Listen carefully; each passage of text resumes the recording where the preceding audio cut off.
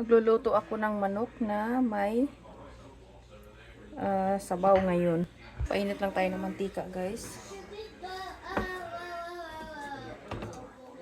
Lagyan lang natin itong ating sibuyas. Ito lang yung aking mga ingredients. Kasi wala akong bawang. So, ito na lang bell pepper saka yung kamatis. Ilagay na rin natin yung ating manok. Pakpakin siya ng manok, guys, yung aking hiwa.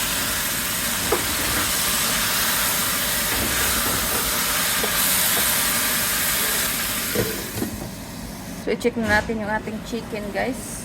Ayan. Lagyan na natin ng tubig.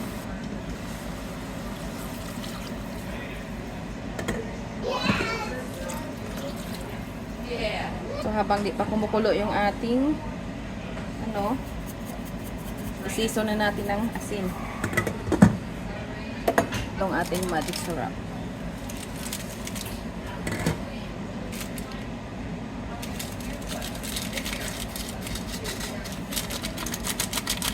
Okay na po yung ating manok, guys. Ilagay na natin yung bihon. Be careful. Be careful. This is her. He's a hurt boy. So, upo at patula, guys. Nilagay ko siya kasama kasi konti na lang yung aking patula. So, meron pa akong upo. So, i-mix natin sila para di masayang yung ating ibang gulay.